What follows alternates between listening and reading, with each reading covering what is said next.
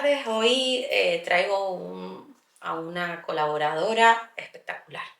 Les traigo a Paola González Gil. Ella es psicóloga clínica, neuropsicóloga y tiene más de 30 años de experiencia en el tratamiento de pacientes con dolor crónico y con lesiones permanentes derivadas de accidentes, ¿vale? Sobre todo accidentes laborales y de tráfico, ¿verdad, Paola? Sí. La verdad que no podía dejar de contar con ella porque nuestro trabajo en la unidad del dolor crónico, como ya saben, es multidisciplinar.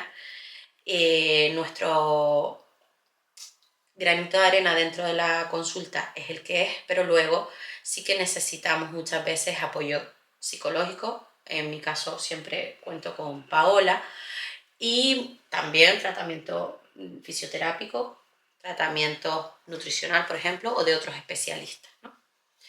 Paola, por favor, ¿nos puedes contar qué es lo que haces en tu consulta de neuropsicología, de tratamiento de la psicología del dolor? Bueno, responder a esa pregunta es complicado, ¿no? Porque realmente hay una gran diferencia dependiendo del paciente que viene y el perfil, porque nos encontramos con pacientes que son de reciente diagnóstico de dolor crónico, a pesar de que pueda ser una patología de tiempo, pero también nos lo encontramos con pacientes con mucho agotamiento, donde han tenido muchísimos tratamientos y que han pasado años. Con lo cual, ¿qué hacemos? Pues quizás devolver el protagonismo al paciente. ¿Vale? Ese protagonismo que se ha olvidado y se ha anclado en una parte de ese cuerpo, que al final es todo el cuerpo el que resulta afectado, pero esa persona se ha olvidado. Es muy típico que lo primero que hacemos es escucharlo y acogerlo, porque no se le ha escuchado durante muchos años. ¿Qué hacemos? Una vez que entramos en esa fase, una vez que acogemos, validamos el dolor y dejamos muy claro que el dolor no es psicológico, ¿vale? Porque eso es un error que suele creerse cuando se remite a psicología o neuropsicología del dolor, que son realmente dos maneras de intervenir distintas. Es hacerles entender que el dolor es una experiencia, es un acontecimiento en su vida desde el inicio. Y todo ese proceso que han llevado durante años son procesos de aprendizaje. Y en ese proceso de aprendizaje, en muchas ocasiones, puede ocurrir, en algunos casos, que se quede con el sistema de protección a nivel cerebral activado erróneamente, y de ahí que muchas veces nos encontramos con un dolor sin daño, con un dolor sin aparente daño, porque es un error de lo que es la estimación cerebral, porque funciona a nivel cerebral. En esos casos, siempre tenemos que hay una primera parte de hacerle reflexionar, le ponemos como trampas, le marcamos tareas para que reflexionen en su vida cotidiana, cómo un dolor sube y baja, cómo un día no está, otro día sí, y no les extraña que si es un dolor por una lesión, cómo es que hay unos días que sí y unos días que no. Vamos haciéndole esa reflexión, vamos buscando también diferentes fuentes estresoras en su vida, porque nuestra relación con nuestra vida cotidiana hace que nos tensemos. Y esa parte que nos tensa son partes también que muchas veces pueden ser sensibles. El típico ejemplo es el dolor lumbar, ¿no? El dolor lumbar ese que de repente viene y explora, oye, ¿no te ha pasado nada estos días? Y siempre encontramos que hay algún acontecimiento porque es una postura defensiva. En la postura defensiva vamos a tirar de lumbar. Entonces miramos todos esos factores que también podríamos ver que son estímulos muy significativos para el cerebro que funciona, y a partir de ahí le vamos dando las riendas al individuo para que vea que está bajo su control. Claro, sí, yo muchas veces se lo digo a los pacientes, ¿no? El dolor puede ser que esté, pero si eres feliz y te lo estás pasando bien, se lleva de otra manera, ¿no? Exacto, incluso hasta desaparece. Hasta desaparece, Hasta exacto. desaparece. Exacto. Porque es incompatible. Si estoy alegre, yo no puedo estar en una protección. ¿Vale? Exacto. Pensemos casos como casa que se está incendiando con los hijos dentro de una pareja y la pareja entra a buscarlo, y ahí no hay cosa peor de los dolores agudos que se dicen, que es todo lo que es la quemadura. Porque al final, en cambio entra.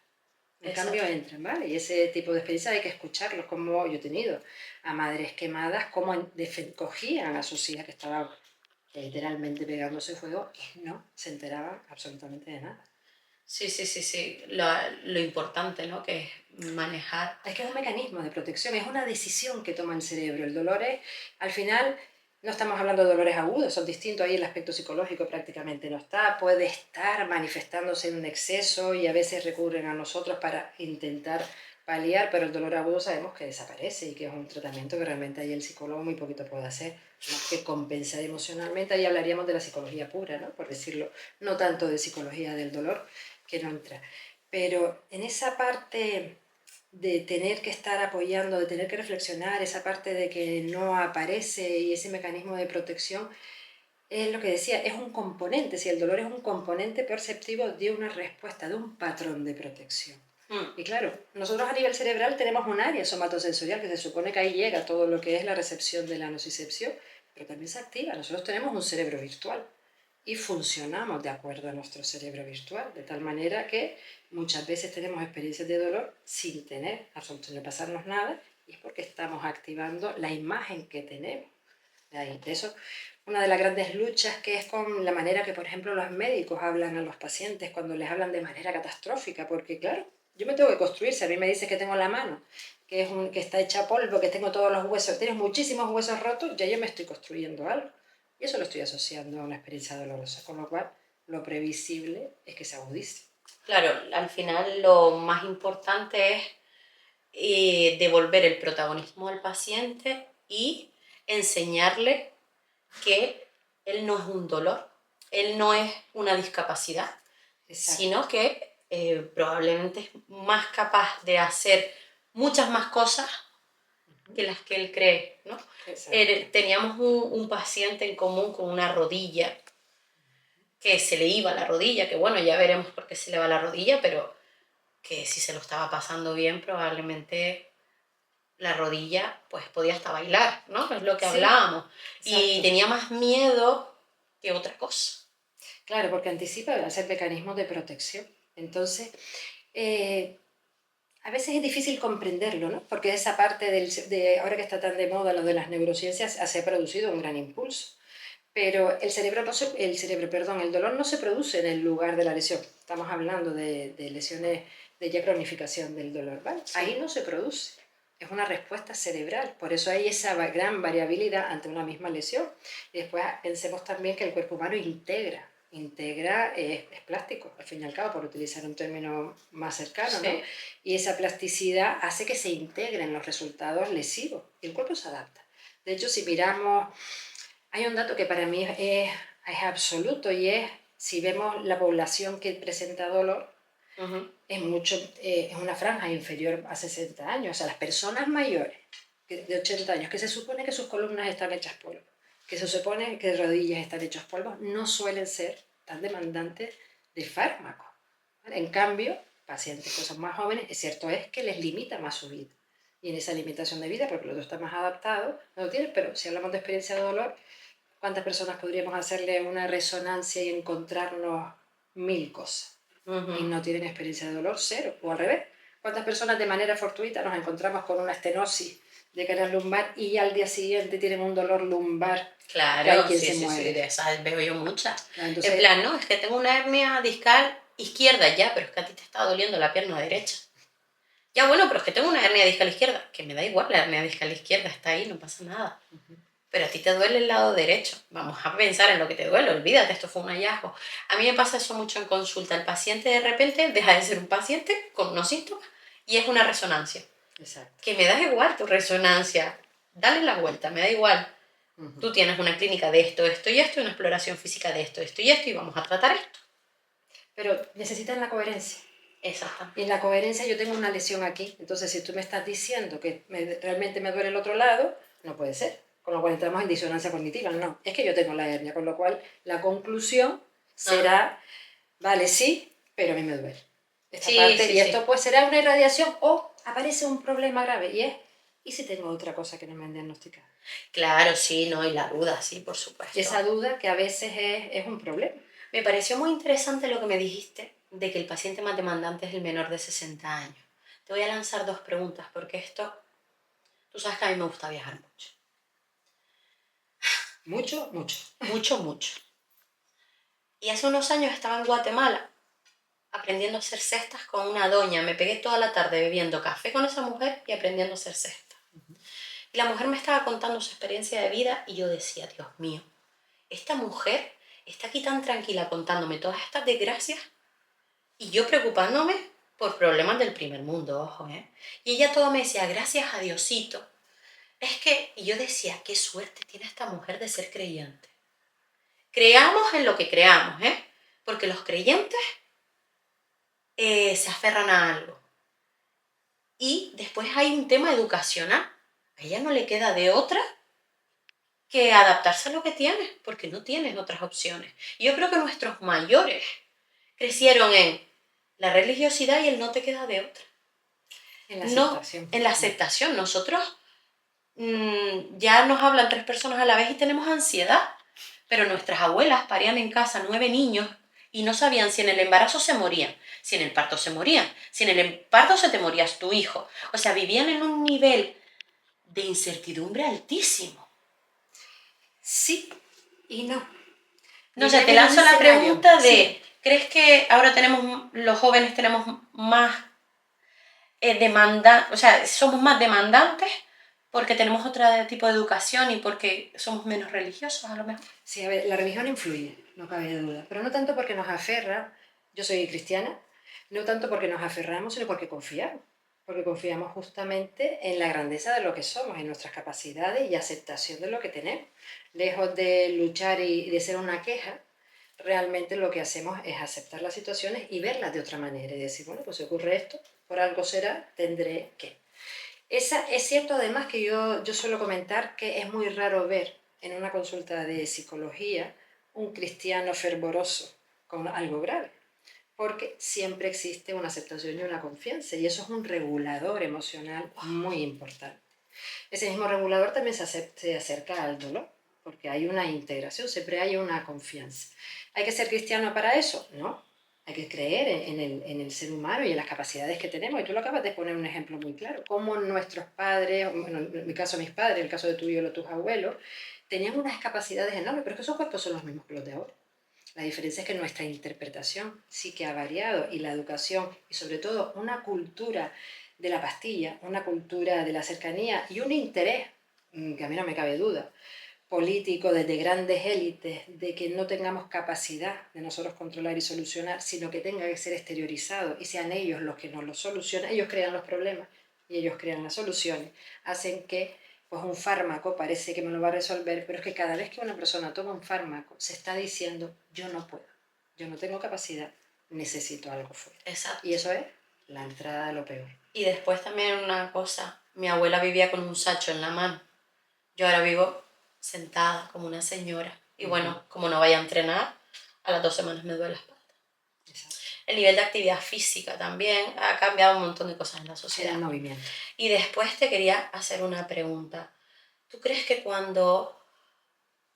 Te pregunto porque a lo mejor lo estoy haciendo mal. Yo cuando te derivo un paciente, Paola, que le digo, mira, yo siempre se lo digo, le digo, no estás loco. Le explico el tema como yo lo llamo, la cicatriz del dolor en el cerebro. Y además les hago un esquema. Hay un vídeo en mi perfil que lo habla de eso, ¿no? De la neuroplasticidad del dolor. Y les explico que necesito que tú los veas para ayudarles a borrar esa cicatriz. Un poco se lo explico así. A mí a veces me da la sensación de que el paciente se puede sentir como que lo estoy llamando loco, a lo mejor, Sí, no sé, es un que lo estoy problema. invalidando. Sí. No sé, yo no sé transmitir Es difícil. esa idea de otra manera, porque es como una cosa tan abstracta, ¿no? Y es tan Pero, novedosa, sí. ojo, ¿eh? El Servicio Canario de Salud esto no te lo ofrece. Estos son nuevas corrientes que espero que sean el día a día nuestro ya, porque lo necesitamos, pero son nuevas corrientes. Es difícil, pero también es verdad que ahí el lenguaje es muy importante. Cuando le hablamos de esas cicatrices, que para mí es una alternativa muy buena, cierto es que lo viven desde un punto de vista emocional y como experiencia. Lo mejor es trasladarles al paciente y decir, mire, usted es un todo.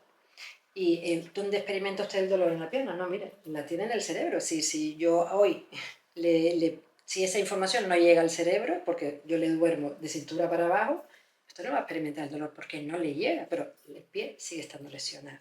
Entonces, el dolor lo va a sentir usted a nivel cerebral, es el que manda el dolor. Es decir, la lesión no manda dolor, la lesión manda información de que se ha producido una lesión y el cerebro decide, en base a lo que nosotros decíamos antes, si me lo estoy pasando bien, decido que no tengo dolor, o si estoy corriendo porque alguien me persigue y me torce un tobillo, yo no me voy a enterar de que me torcí un tobillo porque mi cerebro decide que lo importante ahora no es el dolor, sino que yo escape. Si se lo planteamos desde que el dolor que usted está sufriendo y de ahí que muchas veces las técnicas que ustedes realizan, que son altamente eficaces, no sean tan eficaces, es porque ese componente de protección es erróneo, con lo cual sigues activando. De hecho, ha pasado que hemos tenido pacientes comunes y tú haces un bloqueo que se supone que no le puede doler y a mí me vienen y me dicen, no me he hecho nada. Entonces yo siempre pienso, Dios, porque es un tema mío. Claro. Porque ya hemos visto que no está ahí, todo lo que se ha podido curar se ha curado, y si tú me estás contando esto, es que estás activando el patrón. ¿Qué ocurre?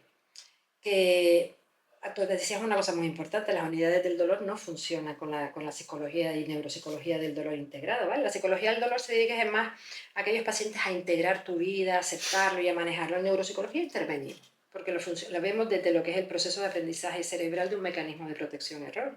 ¿Vale? Entonces vamos buscando, de acuerdo con las dinámicas de funcionamiento cerebral, con supervivencia, el proceso de aprendizaje, que también forman parte de la psicología, pero vamos buscando esa parte de funcionamiento. Lo que hacemos justamente es enseñarle a desaprender por la vía de aprender, ¿vale? Y ahí también entraríamos con un poco con la fobia al movimiento, que aparece, ¿vale? Sí, exactamente, sí. Muchas veces el paciente no quiere moverse porque ya se anticipa que le va a doler. Y le duele.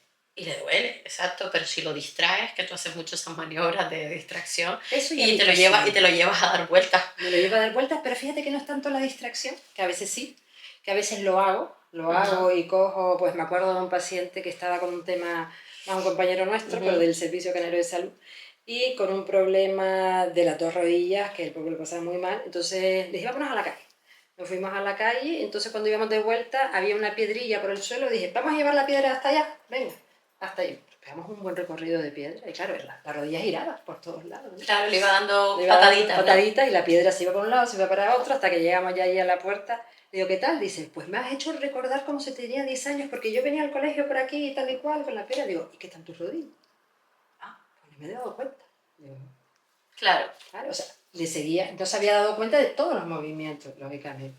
Entonces, esa parte es súper importante, o sea, la parte de conocimiento de los pacientes tienen que entender que tienen un protagonismo. Ellos, su cuerpo está integrado. Su cuerpo no es una pierna, un brazo, un codo, sino que está integrado y desde esa integración es donde hay que verlo. Y los médicos, en sus técnicas sí son eficaces, pero cuando tienes una interferencia por esa parte de bloqueo, no podemos hacer nada. Paola, y una pregunta súper importante.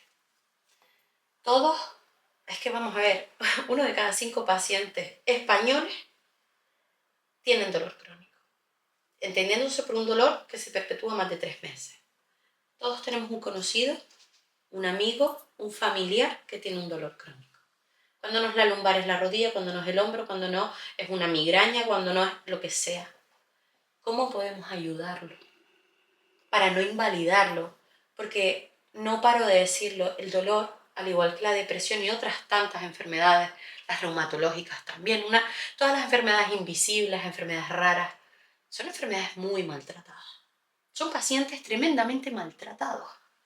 ¿Cómo podemos ayudarlos como persona de a pie, persona que acompaña?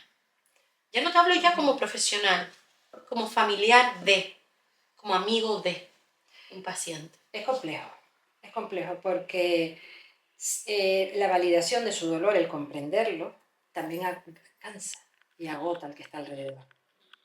Y a la vez puede servir de un refuerzo, de una conducta errónea de dolor. Entonces es muy complejo.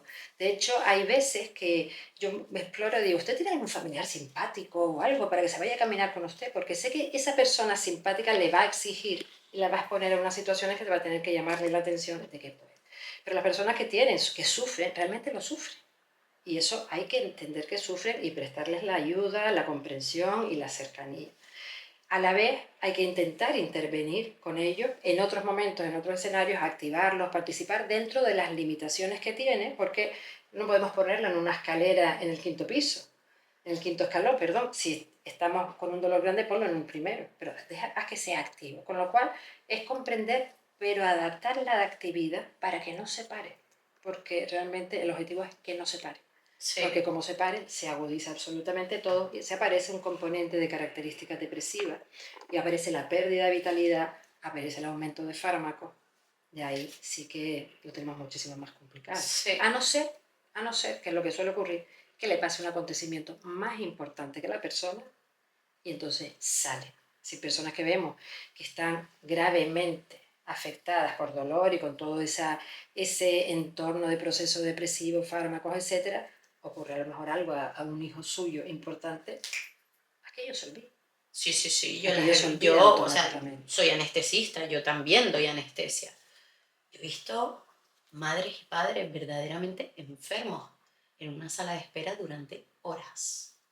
No me preguntes cómo están, pero se han levantado de una cama y han ido porque su hijo, su nieto, un familiar está allí operándose y aguantan y aguantan. Y pasaron noches enteras en el hospital. Cuando a lo mejor la escena anterior era que no podían salir del dolor que tenían. Exactamente, sí, al final la necesidad, ¿no? Hace que te La motivación. la Lo motivación. importante, porque al final en la vida tenemos tanta mezcolanza de lo importante que creemos que todo lo es. Pero cuando nos centramos en lo importante y nos enfocamos en lo importante, la motivación sube. Exactamente. Y ya para ir cerrando, otra pregunta que te quería hacer. ¿Tú crees que la ansiedad, la depresión, el estrés que supone un dolor crónico, al final es un duelo? El paciente está duelando, entendiéndose por duelo un cambio vital importante. Evidentemente, muchos de los tratamientos del dolor crónico van con antidepresivos, pero no por la ansiedad y la depresión, sino porque van por núcleos iguales en el dolor y porque tienen su papel dentro del dolor crónico. ¿Tú crees que estamos a lo mejor medicalizando o patologizando procesos normales? Absolutamente, absolutamente. Se han patologizado las emociones humanas. Por eso, una de las grandes funciones que hacemos en consulta es quitar los términos clínicos que hacen que parece que no tienes control y sustituirlos por términos humanos. ¿Vale? Claro. El ejemplo más sencillo es el de ansiedad. Vamos a llamarlo miedo, que a lo mejor con miedo podemos definirlo mejor y vamos a ver qué es lo que te está anticipando de que te puede ocurrir algo. Es más manejable. La depresión, ¿por qué no hablamos de pérdida? ¿De qué cosa te está costando? Y hacemos que sean humanos. Claro, yo muchas veces les explico que les estoy poniendo un antidepresivo no porque estén depresivos, sino porque lo necesito para el tratamiento de su dolor.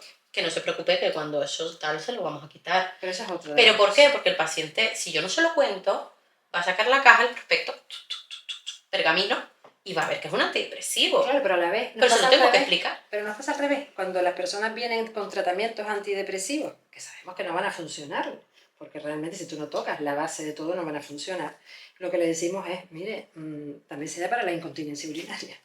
Exactamente. Por ejemplo, en el caso de mujeres, ¿vale? O sea, estamos hablando de fármacos que funcionan como drogas.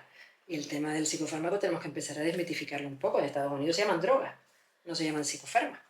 Porque tienen esa función, no tienen una función curativa. De hecho, esos famosos 6 meses, ¿no?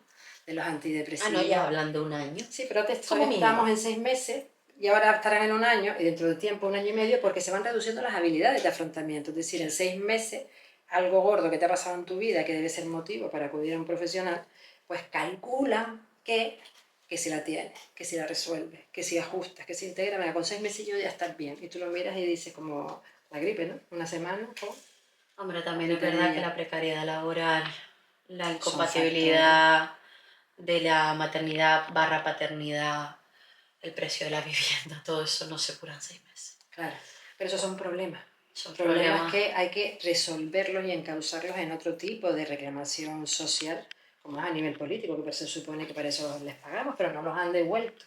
Y eso hace que la tensión del cuerpo sea muy grande y de ahí a un dolor crónico. No, hay un paso.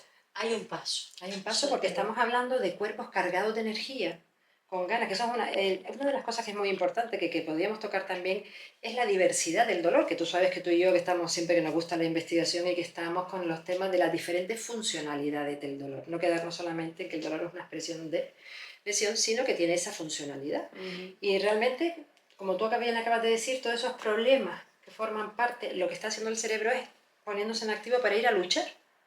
Pero no hay sitio donde luchar, con lo cual el cuerpo se queda cargado de energía. Es muy típico que las personas cuando se levantan por la mañana, "Ah, estoy dolorido", pero a medida que voy caminando durante el día moviéndome desaparece el dolor. ¿Por qué? Porque está liberando usted la energía. ¿Y en qué pensaba usted por la mañana? Los famosos tengo que, de los Sí, sí, dolores. sí. Entonces esos tipos de dolores son un tipo de acumulación de energía, se quita simplemente con el movimiento. Hay otros dolores que son reguladores. Digamos, oye, me duele mucho el hombro aquí.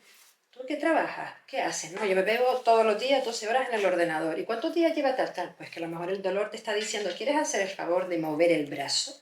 No es que tengas una lesión, sino que te está avisando de que ese brazo hay que moverlo, porque en esta posición hay una Ujú, cosa que es el relevo articular. El cuerpo necesita moverse, no lo puedes dejar estático. ¿Vale? ujú. Entonces hay muchos dolores que son reguladores. Es como el tema del estómago. Lo típico de, es que me sientan muy mal, hay muchas cosas que me sientan mal.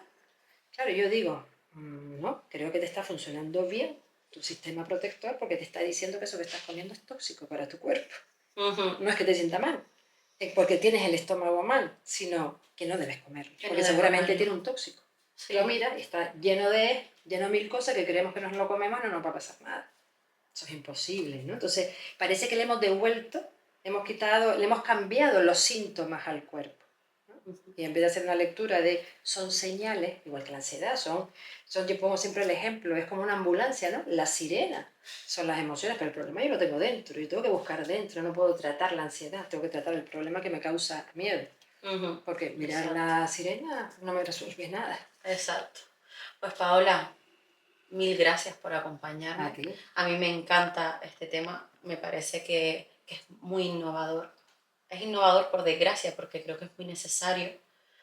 Yo creo que yo sola en la consulta del dolor no hago nada si no cuento con profesionales como tú, si no cuento con profesionales de la fisioterapia, si no cuento con especialistas de otras áreas de la medicina, ¿no? Entonces, pues yo creo que el sueño nuestro es algún día poder trabajar todos juntos y ofrecerle al paciente un tratamiento verdaderamente multidisciplinar y multidimensional. Entonces, muchísimas gracias gracias de nuevo a ti. y nada, y hoy por ahora es todo. Muchísimas gracias por estar aquí y espero que les haya parecido tan interesante como a mí, porque a mí este tema me parece básico en el dolor. Gracias.